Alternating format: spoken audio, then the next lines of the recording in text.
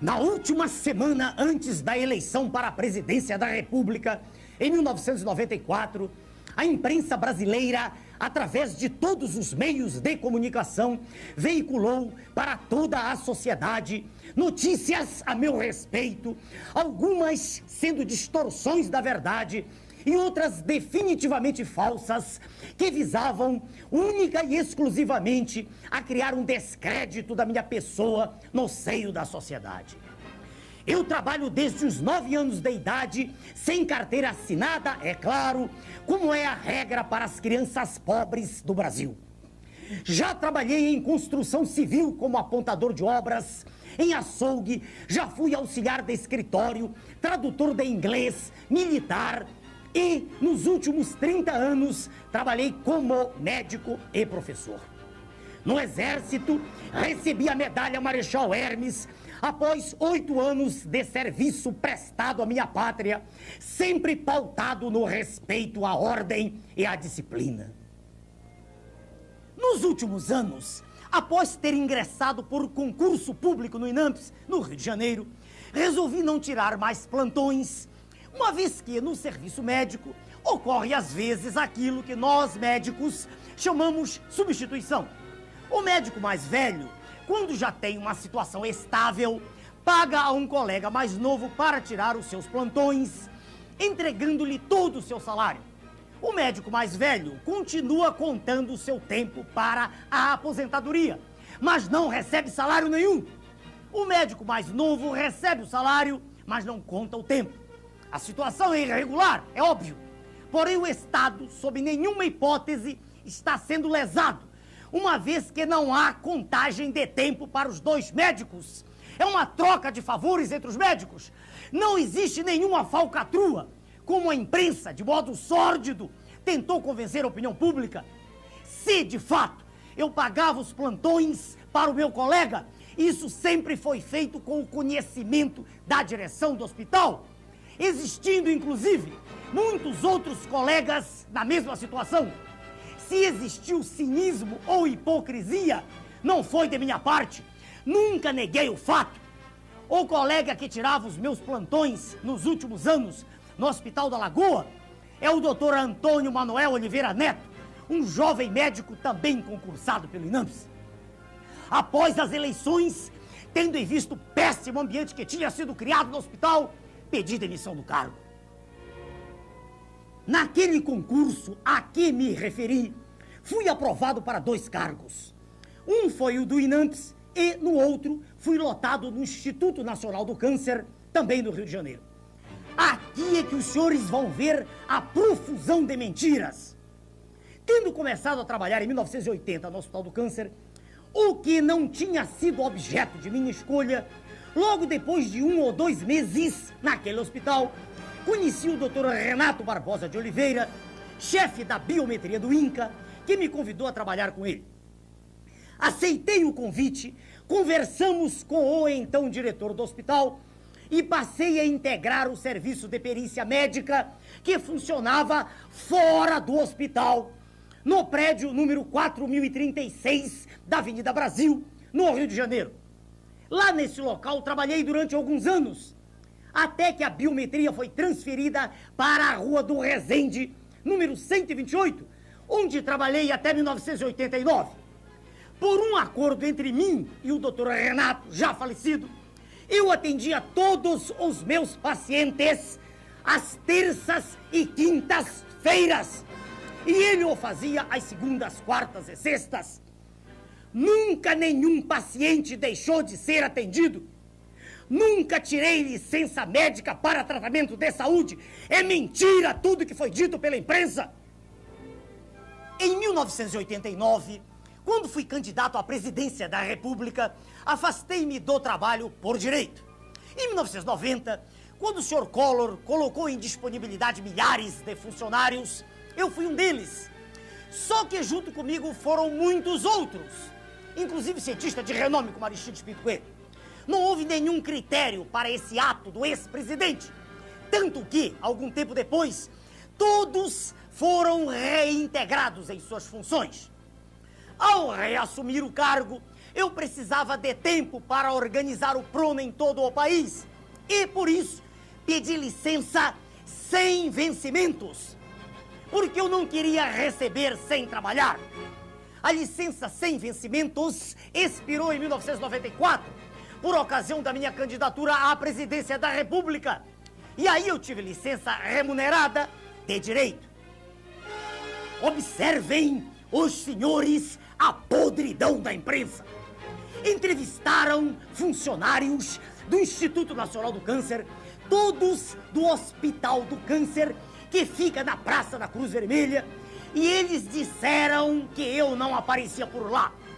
Mas como eu poderia aparecer por lá se, anos a fio, eu trabalhei em outros núcleos?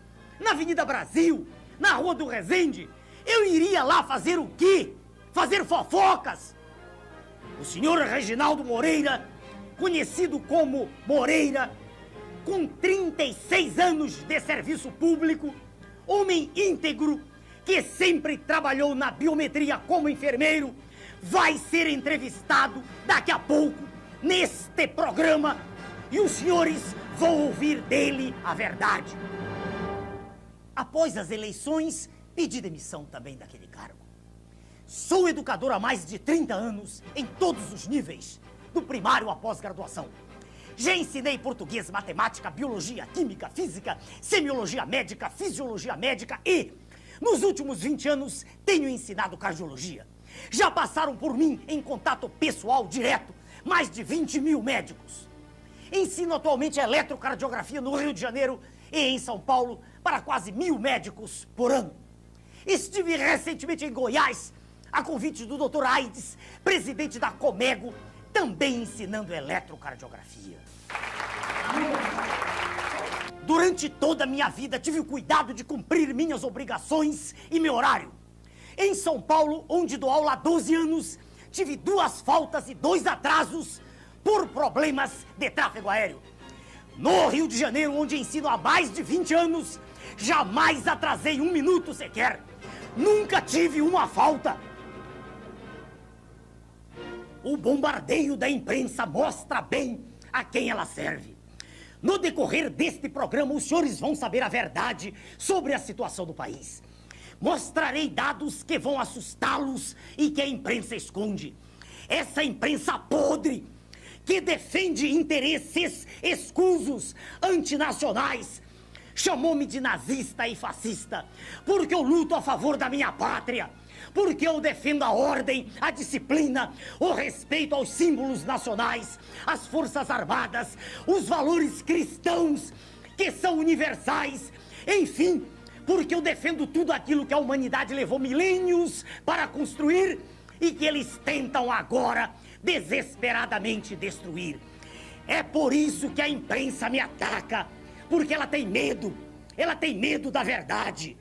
Meu nome é Enéas. Na eleição presidencial de 1994, dispondo de pouco mais de 1 minuto para falar, eu obtive a 3ª maior votação do país, com quase 5 milhões de votos. Cada um dos 3 ex-governadores que eu ultrapassei dispunha de mais de 5 minutos para falar. Tinha toda a imprensa a seu favor e toda uma máquina montada. Eram, enfim, os meus adversários, todos candidatos do sistema. O mais significativo ainda é que, nas eleições para deputado federal e estadual, o nosso partido, o Prona, aparece no Brasil na 4ª posição. Observem, os senhores, os dados obtidos no Tribunal Superior Eleitoral. Em primeiro lugar vem o PT, seguido pelo PSDB e PMDB. O Prona ocupa o 4º lugar, bem distanciado, mas bem longe mesmo dos outros partidos, cujas siglas não têm nenhuma penetração popular. Vejamos o exemplo de São Paulo. Se o senhor é um deputado federal ou estadual, eleito pelo PMDB, PDT ou por qualquer outro partido, o senhor foi eleito pela sua força, pelo seu prestígio e dos seus colegas eleitos, mas não pelo prestígio da legenda. Na votação para deputado federal e estadual em São Paulo, quando o eleitor quis exprimir a sua confiança, não em um candidato em particular, mas sim em um determinado partido, ele o fez. cerca de 51% escreveram PT, cerca de 24% escreveram PSDB e, vejam bem, em terceiro lugar em São Paulo, 8,07% para deputado federal e 7,61% para deputado estadual escreveram PRONA. O PMDB, com toda a sua tradição, ficou em quarto lugar. A palavra PRONA apareceu mais de 160 mil vezes. Foi tanto voto que foi eleita deputada, uma ilustre desconhecida, com apenas 1.104 votos. Observe o senhor telespectador que a soma dos percentuais de legenda de 15 partidos, PPR, PTB, PSTU, PSC, PL, PPS, PFL, PMN, PDT, PP, PSB, PSD, PV, PRP e PCdoB, dá 7,52%. Eu, PRONA, sozinho, sem nenhuma coligação, tendo contra ele toda a imprensa podre, teve 8,07% de percentual de legenda. E agora, senhores jornalistas, quem é Nanico? Meu nome é Enéas. Todos os brasileiros sabem da falência do sistema de saúde. Filas intermináveis na maioria dos hospitais públicos. Ausência das condições mínimas de funcionamento, isso criando péssimas condições de atendimento médico. E irresponsabilidade generalizada das autoridades. Enquanto isso, endemias aumentando, enfim, tudo piorando governo após governo, ano após ano. A cada governo, novas explicações. A moda agora é a repetição pela imprensa de que não existem recursos. Faltam recursos para a saúde, bradam os homens do governo. E Sua Excelência, o ministro da Saúde, colega médico respeitadíssimo naquilo que faz, cirurgia cardíaca, empreendeu uma verdadeira campanha nacional com o apoio e aplauso de toda a imprensa para ressuscitar o IPMF. Mas será que não existem recursos mesmo? Parou Sua Excelência o ministro, por acaso, para examinar a Constituição de 88 e verificar que já existem lá, bem definidas, as fontes específicas de receita para o sistema de saúde? Não observou Sua Excelência que a verdadeira razão do desequilíbrio orçamentário é, como sempre foi, a presença dos encargos que a política de juros altos cria para o Tesouro?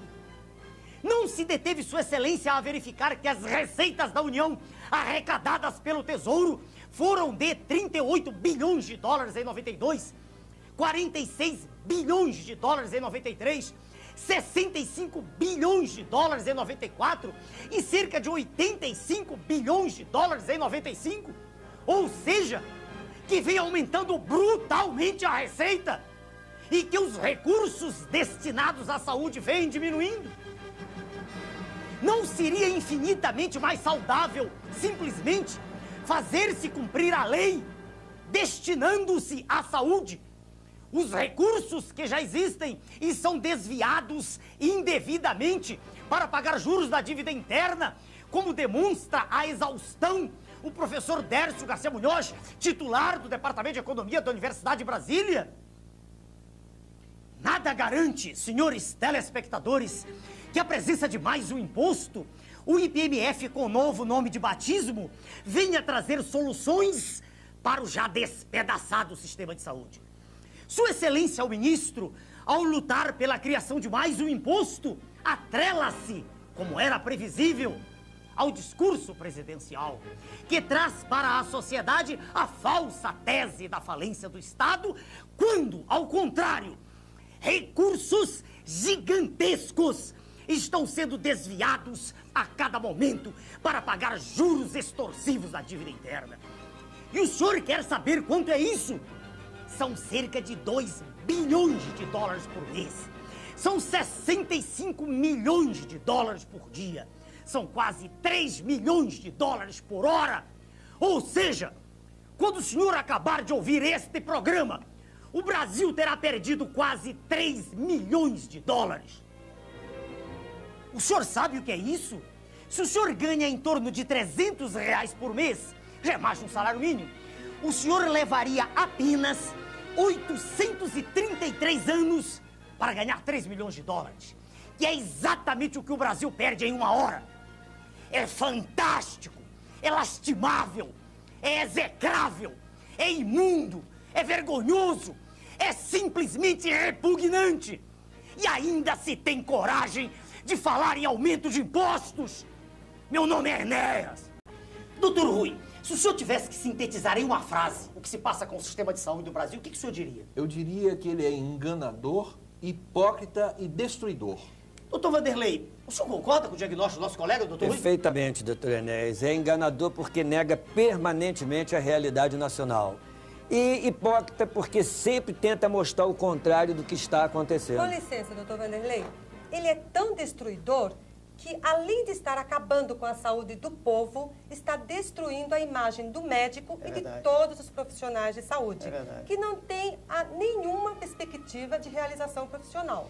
Inclusive, o doutor Rui, junto com os senhores, ele participou do nosso grande projeto, nosso livro, que foi lançado aqui ano passado, em 94. Eu pergunto para o senhor, eu sei, inclusive, que o senhor tem um projeto de medicina comunitária. Tinha. E tenho uma mágoa muito grande de vê-lo interrompido. O senhor poderia, por favor, dizer para o nosso telespectador, para os nossos telespectadores, em que consistiu o seu projeto e onde o senhor o aplicou? O projeto era de medicina comunitária numa área de Goiás, vizinha ao Distrito Federal.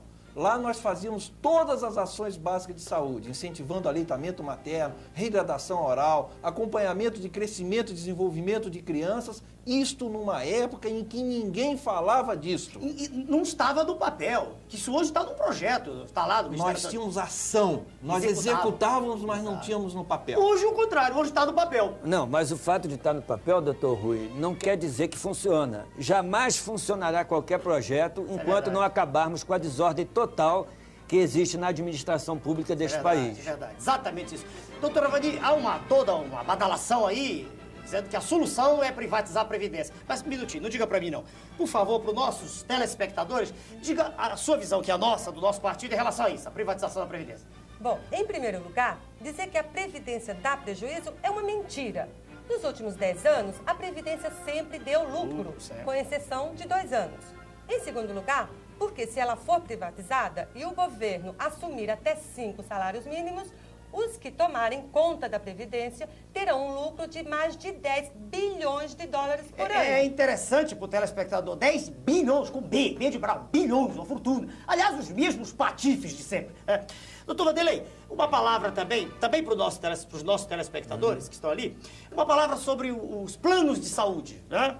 Planos privados que aí estão. Para os telespectadores, por favor, para eles. Os planos de saúde estão completamente fora da realidade nacional. Esta realidade é que 70% da população não ganha nem sequer para sonhar em ter um plano de saúde privado.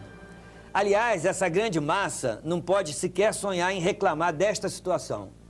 A verdade é que 5% da população não tem nada a reclamar, enquanto 95% não tem nem a quem reclamar. Nem a quem reclamar, exatamente. Doutora Vani, se nós pudéssemos juntar tudo assim, a nossa ideia do nosso partido, a senhora passe para os nossos telespectadores qual é a solução para o sistema de saúde do Brasil, para o nosso telespectador.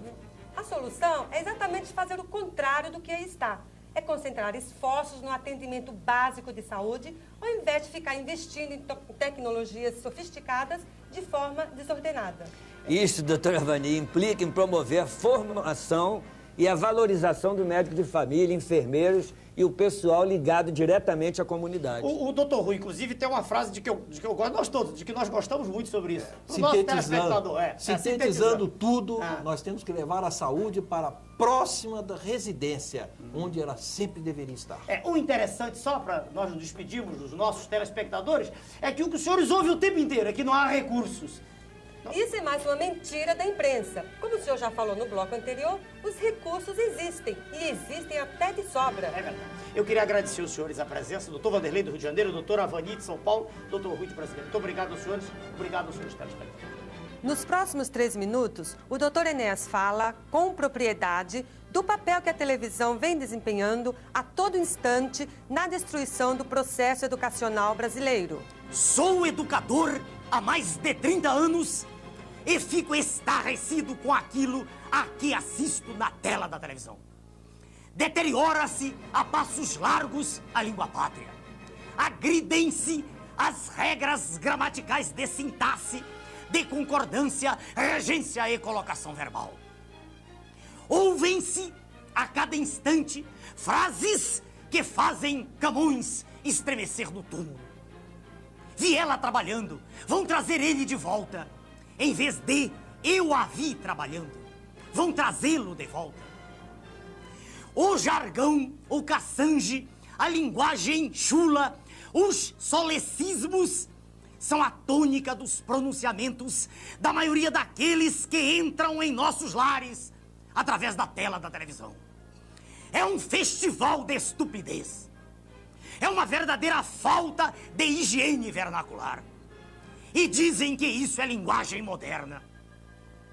É, sim, semi-analfabetismo, crasso e explícito. É a deterioração do maior de todos os patrimônios de um povo, a sua língua, uma vez que, desrespeitando-a, desrespeita-se a própria nacionalidade. Meu nome é Enéas. Senhor Moreira, o senhor lembra aproximadamente a época em que nós começamos a trabalhar juntos? Sim, em 1980. O senhor lembra em que setor exatamente nós trabalhamos juntos? Na perícia médica do Ministério da Saúde. Perícia médica. Foi dentro do Hospital do Câncer? Não. Era na Avenida Brasil, 4036. Um prédio, eu me lembro, do Ministério da Saúde. prédio. O senhor lembra que havia um órgão que funcionava lá? Era a 15ª Delegacia de Saúde. Delegacia de Saúde. O senhor, por acaso, se recorda se eu ia todo dia ou se havia alguma... Eram alguns dias? O senhor ia terças e quinta. Eu ia terças e quintas. E as segundas, quartas e sextas? A segunda, quartas e sexta ia o doutor Renato, que era o médico clínico. Médico clínico. Bom, eu ia terça e quinta de modo aleatório ou havia uma escala? Não, havia uma escala Quem fazia a escala? feita pelo próprio doutor Renato, que era o chefe do setor. Sim. É interessante uma pergunta aí. O senhor se recorda, nessa época, o que era que nós fazíamos? Agora, em vez de o senhor dizer para mim, diga, por favor, para o telespectador. Né? Nós fazíamos a revisão de aposentadoria nacional, aposentadoria local, licença, né, admissão e as pensões de viúva. Pensões de viúva. Nós não atendíamos só funcionários do Hospital do Câncer. Não. Diversos Todos os órgãos setores. federais.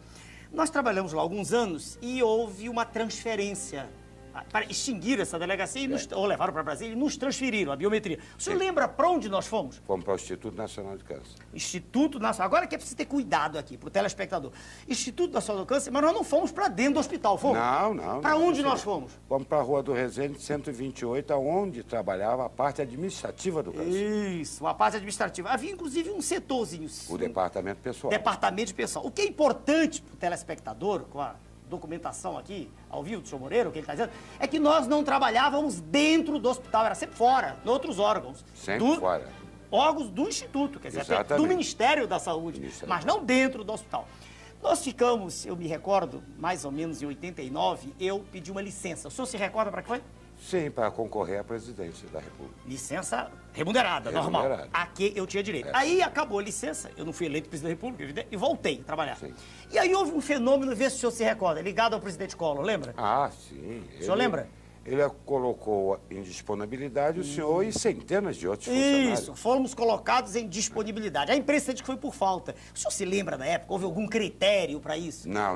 O critério... Tanto não houve critério, é bom que o telespectador saiba que cientistas como o professor Aristides Pinto Coelho também foram colocados, cientistas foram em disponibilidade. Mas aí, tanto não havia critério que voltamos. O senhor lembra? Lembro. Todos foram reintegrados. Todos. Lembra disso? Todos reintegrados. Aí, por volta de 92, eu pedi licença sem vencimentos. O senhor lembra disso? Lembro também. Lembra também? Sim. O senhor lembra para que foi que eu pedi? O senhor queria reestruturar o seu partido, que havia algumas falhas. Organizá-lo no Brasil inteiro, No Brasil exatamente. inteiro. Que eu precisava de tempo para De rodar. tempo. Mas aí eu pedi licença sem vencimento. Sem vencimento. Eu não queria receber sem trabalhar. O contrário do que a imprensa espalhou. Senhor Moreira, aí expirou essa licença em 94 e houve um período pequenininho. O senhor lembra disso? Sim, que nós voltamos para o hospital. Mas aí, para dentro mesmo. Para dentro. Trabalhar dentro do hospital. Isso não durou muito. Não durou pouco. Aí eu pedi licença para Concorrer outra vez. a outra à presidência vez da eleição presidencial, em 94. Exato. Uma pergunta que é importante também. Senhor Moreira, existe alguma possibilidade, de nesse tempo todo, como foi espalhado, eu receber sem trabalhar, sei lá? Existe Não. essa possibilidade? Não existe? Não existe a Por que não possibilidade. existe? porque o senhor era o único cardiologista que existia. Para o senhor não trabalhar, nem eu, nem tampouco o chefe clínico poderia trabalhar. Quando o senhor diz era o único que existia, quer dizer, trabalhando na perícia. Na perícia. Que havia outros no hospital. Outros no hospital. Lá na Avenida Brasil, onde eu dava os laudos, havia mais alguém? Não. O senhor lembra do volume de trabalho daquela época? Eu fazia uma média de 40 a 50 eletrocardiogramas por dia. E quem dava os laudos? Era o senhor. Eu não ia todo dia, já amarrava. Não ia todo Eles eram acumulados acumulado para as terças terças e quintas. Veja o telespectador como foi tudo contado de modo bem diferente pela imprensa. Terça e quinta. E quando nós fomos para a Rua do Resende? O movimento era o mesmo? Não, o volume era menor. Bem menor lá. Senhor Moreira, se isso era impossível, como o senhor mesmo está documentando aqui ao vivo, né? Se era impossível, eu pergunto para o senhor, a que é que o senhor atribui toda essa gritaria que foi feita na última semana das eleições contra mim? Eu acredito que pelo senhor ter vindo de uma família pobre e ter atingido a tão alto nível, seja uma ameaça e está dando dor de cabeça a eles. Senhor Moreira, muito obrigado pela sua presença. As manchetes dos jornais e noticiários de rádio e televisão brindam-nos todos os dias com notícias belíssimas. Real chega a deflação este mês. Inflação deve chegar a zero. Será que isso é verdade mesmo? Será que está havendo mesmo estabilização? A inflação é um processo em que os preços vão aumentando progressivamente, em função de diversos fatores. No Brasil, como 2/3 da população vivem numa economia de subsistência, é completamente falsa a tese de que a inflação brasileira é uma inflação de demanda, de consumo. A inflação brasileira é uma inflação de custos. Como no custo final de um produto estão sempre embutidos os impostos e as taxas de juros, é teoricamente impossível acabar com a inflação mantendo-se tão elevados os impostos e tão gigantescas as taxas de juros. Qual foi então o milagre do Plano Real? Que projeto maquiavélico, diabólico, foi esse que, sem mexer nas verdadeiras razões da inflação, taxas de juros e impostos elevadíssimos, está conseguindo mantê-la em níveis próximos de 1% ao mês? O governo, num passe de mágica, fez o real valer mais que o dólar. Diminuiu as tarifas de importação. Com o dólar barato e tarifas baixas, inundou-se o mercado com produtos importados, com verdadeiras quinquilharias. A indústria nacional foi obrigada a manter os preços baixos para poder concorrer com os preços dos produtos importados. Se os custos das empresas tivessem sido repassados para os produtos, elas perderiam o mercado cheio de importados. E assim começou o processo. O câmbio puxando a inflação para baixo. Houve uma perda salarial desde o momento da instalação do plano, avaliada em torno de 30% na virada da URV para o real. Não havendo aumento de salários, entrou em cena o segundo elemento puxando a inflação para baixo. Com as taxas de juros mantidas no alto, ficou quase impossível para os agricultores o pagamento dos empréstimos contraídos. Lembram da passeata a Brasília? Mas, se os agricultores repassassem os custos para os produtos agrícolas, perderiam mercado, porque o governo também importou alimentos, baixando as tarifas para o nível daquelas da Argentina.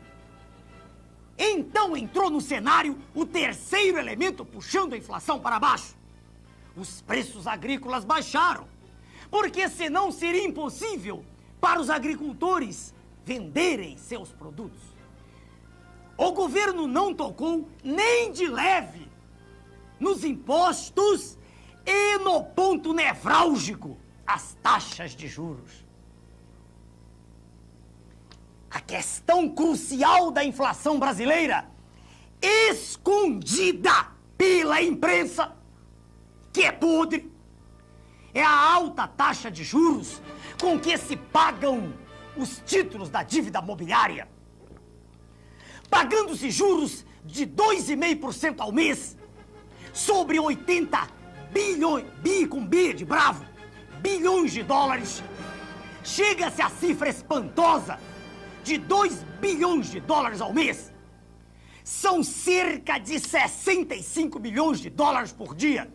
São quase 3 milhões de dólares por hora. Estes números são astronômicos. Se o senhor ganha R$300 por mês, bem mais que um salário mínimo, o senhor precisaria trabalhar apenas 833 anos para ganhar o que o Brasil paga em uma hora de juros, somente juros. Aí vem o governo e diz que tem que privatizar as estatais para diminuir a dívida interna.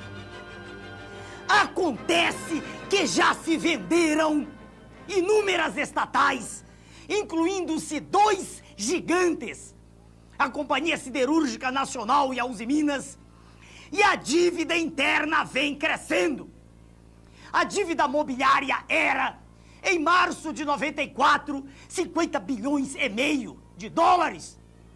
Em julho de 94, 59 bilhões e meio de dólares.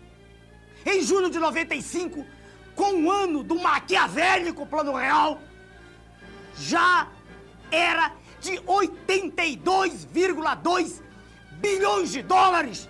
Agora eu pergunto, do que adiantou vender as estatais? Vender a Excelsior do Espírito Santo por 250 milhões de dólares, que serviram para pagar 3 a 4 dias de juros. Lembre-se, senhor telespectador, só juros. Querem vender também a Vale do Rio Doce, detentora de um patrimônio incalculável, dona do subsolo mais rico do planeta. Querem vendê-la por 7 bilhões de dólares, o que dá para pagar 3 meses de juros. Veja, senhor telespectador, somente juros.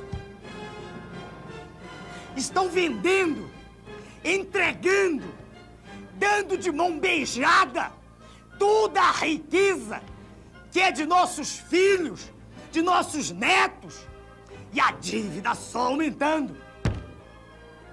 O plano diabólico conseguiu também quebrar os bancos estaduais. E lá vão o Banerj, o Banespa e outros que não conseguem pagar os juros. Sempre os juros. Querem privatizar até a Previdência, dizendo que ela dá prejuízo. Mas isso também é mentira. Nos últimos 10 anos, a Previdência só deu prejuízo 2 vezes, em 1984 e 1988. É uma estrutura altamente lucrativa e por isso eles querem privatizá-la. É apenas mais um lugar para onde o povo quer estender mais um de seus tentáculos. Eles dizem que as taxas de juros têm que ser mantidas altas para atrair capitais, porque existe um déficit público. Mas não dizem que só existe déficit público por causa do pagamento das altas taxas de juros. É o cachorro correndo atrás do seu próprio rabo. Baixando-se as taxas de juros, baixando-se o serviço da dívida, não existe déficit. Mas isso a imprensa podre não diz. Até quando a agricultura vai aguentar? E a próxima safra já será menor. Até onde as diversas classes trabalhadoras vão suportar as perdas salariais? Até que nível vão fazer descer a atividade industrial? Quantos milhões a mais de pessoas estarão desempregadas? Já são cerca de 10 milhões de desempregados. Segundo o levantamento realizado em várias fontes pelo ilustre professor Marcos Coimbra, conselheiro e perito de economia da Escola Superior de Guerra e membro do nosso partido. E o senhor comerciante, até quando vai aguentar?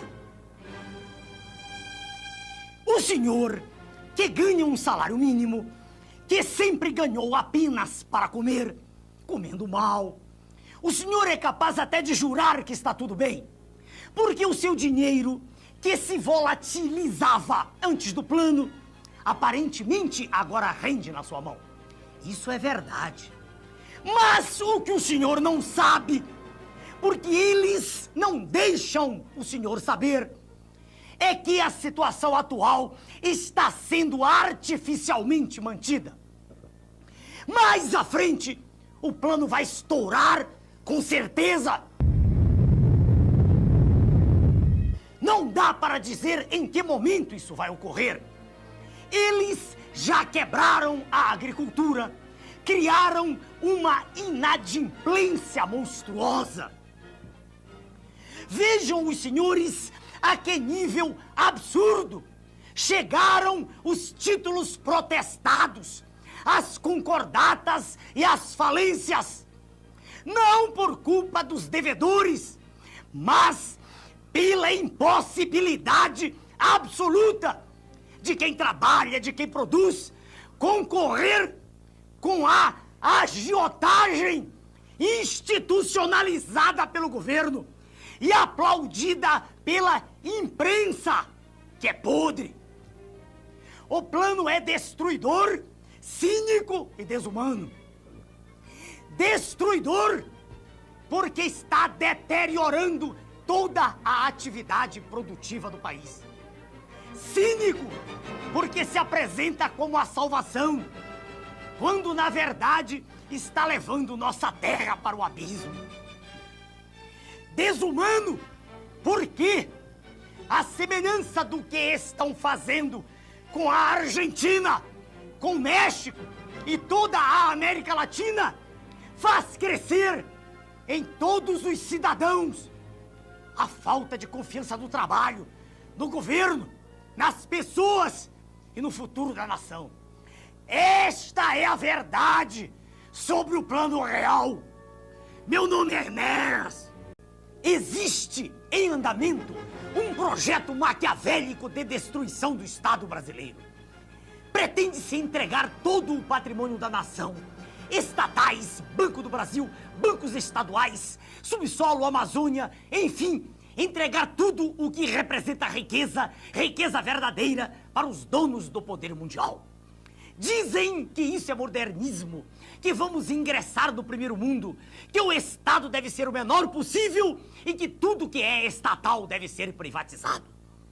Venderam-se, entre outras, a Usiminas, a segunda usina siderúrgica mais eficiente do planeta, e a Companhia Siderúrgica Nacional, símbolo da indústria brasileira. Todas essas vendas vêm sendo feitas a preço de banana e ainda são pagas com papéis públicos que estavam altamente desvalorizados. É um verdadeiro assalto à nação, feito às claras, e com a imprensa toda batendo palmas. Com o dinheiro arrecadado das privatizações, diz o governo, estaremos diminuindo a dívida interna do Brasil. Mas o curioso é que se vai vendendo tudo e a dívida interna está aumentando. Em março de 94, a dívida mobiliária era de 50,5 bilhões de dólares. Em julho de 94, com a implantação do real, foi para 59,5 bilhões de dólares. E, em julho de 95, com um ano do plano real, ela já estava em 82,2 bilhões de dólares. Então, Para que servem as privatizações? Privatizações são negociatas que servem para transferir o formidável patrimônio público para uma minoria privilegiada de representantes legítimos do sistema financeiro internacional. O governo, sob o comando do sistema financeiro internacional, estabelece juros da dívida interna tão extorsivos que vão exaurindo as finanças públicas e vão quebrando as indústrias, destruindo a agricultura, aumentando o desemprego e criando, como diz o professor Adriano Benayon, doutor em economia pela Universidade de Hamburgo, na Alemanha, criando, sim, uma verdadeira economia de cemitério. O que eles pretendem é a demolição do Estado. Destruído o Estado, segue-se o esfacelamento da nação, fazendo com que o povo não acredite em nada que é nacional, com que perca a sua autoestima e que tenha vergonha de ser brasileiro. Daí a propaganda gigantesca a favor do Estado mínimo, de desmoralização das Forças Armadas, que são o braço armado do povo, e de destruição da família, que é a célula básica da sociedade. É a anulação de todos os nossos valores morais, é o deboche institucionalizado. Mas a nação é o povo, com o seu território, com a sua história, os seus costumes e com a sua língua. Eles querem destruir nossa nação. Com a desculpa de modernidade, de entrar no primeiro mundo, o que estão fazendo é destruir a indústria nacional. Esta é a verdade sobre o projeto neoliberal, que a imprensa podre não mostra. É conduzir o nosso povo, qual manada de búfalos, para o precipício, para a escravidão. É como se fosse um gigantesco octopus, com seus tentáculos, sugando todas as nossas riquezas e drenando-as para os donos do mundo. É a perda definitiva da soberania nacional. Meu nome é Enéas. Professor Bautista Vidal, eu acabei de ler o seu livro, O Esfacelamento da Nação. Eu não sei se eu fiquei indignado ou assustado. O que é que o levou a escrever esse livro extraordinário? Eu não entendia, doutor Enéas, como é que um país mais rico do planeta, potencialmente rico, tinha seu povo na miséria e a nação inviabilizada no seu futuro. Então eu resolvi fazer uma análise global das políticas que levaram a isso e terminei constatando que elas têm origem externa e elas fazem parte de um conjunto harmônico que leva necessariamente ao desastre. Por exemplo, nós produzimos hoje, apenas com 13% do território, alimentos para alimentar 500 milhões de pessoas. Nós somos apenas 145 milhões e temos 30 milhões submetidos ao genocídio da fome. Nós estamos matando 1.600 crianças por dia de fome todos os dias. Genocídio mesmo. Todos os dias. A que o senhor atribui isso, professor? Quer dizer, como é que nós chegamos a isso? Isto, como eu falei, é resultado de um processo que foi se montando ao lado do tempo, de políticas vindas, em geral, de fora, e com a conivência da nossa classe dirigente servil, e que está levando... Exemplifique. Desculpe, para os nossos telespectadores, tem exemplos concretos. Vamos tomar no campo econômico. Isso. Por exemplo, o Brasil detém praticamente um monopólio do quartzo de primeira qualidade do planeta Terra. O quartzo é a matéria-prima essencial para todas as atividades do campo eletrônico, microcircuitos, circuitos integrados, computadores. Nós vendemos esse quartzo, que nós detemos o monopólio mundial, por 40 centavos de dólar e depois, quer dizer, compramos o mesmo quartzo em pacotado por 5 mil dólares. A energia do Cury, um outro exemplo, nos custa 42 dólares, o preço internacional é 52, entretanto nós vendemos a 10, 12, 7. Sim, isso é imposto. É imposto porque nós aceitamos. Evidente. Que os dirigentes aceitam. Evidente. Professor, uma conversa que anda por aí, badalada, todo mundo fala, é a questão do Estado mínimo. Como é que o senhor vê isso? Eu acho isso uma grande bobagem. Não existe Estado mínimo nem Estado máximo, existe o Estado necessário. O Estado é o instrumento institucional e jurídico de execução do projeto de um povo, do projeto nacional. Fale um pouquinho sobre isso, um projeto nacional. Projeto nacional é uma questão de atitude. Nós precisamos parar de dizer não à inflação, não à miséria, não à corrupção. Nós temos que dizer sim. sim ao pleno emprego, sim à produção das nossas riquezas, ao progresso da agricultura, da indústria, da educação, da tecnologia. O oposto que está aí, né, professor? Exatamente o oposto que está aí. Exatamente o oposto. Ainda, quando o senhor fala nisso, mostrando que o Estado tem que ser forte, quer dizer, né? Eu digo ao senhor o seguinte... Essa história das privatizações não está inserida nisso, não? Não está dentro do contexto? Claro, claro. Porque ao mesmo tempo que as nações hegemônicas fortalecem os seus estados, eles querem destruir os estados das nações hoje dependentes. Então o processo de privatização está nesse contexto. Tem uns exemplinhos, Quer dizer, agora aqui, essas últimas. Por exemplo... o caso da Uzi Minas, né? A Uzi Minas, que é a segunda mais eficiente indústria siderúrgica do mundo, né? Quer dizer, é um patrimônio de 15 bilhões com B de dólares, e foi entregue por um valor que não vale um gol usado. Quer dizer, isso é um dado da Procuradoria-Geral da República que estudou detalhadamente a questão. É uma transferência de patrimônio. A transferência de patrimônio. Professor, existe um documento terrível, que eu sei que o senhor conhece bem. Fale um pouquinho para os nossos telespectadores dele. Fale sobre o Consenso de Washington. Bom, o Consenso de Washington sintetiza num documento onde todas essas ações.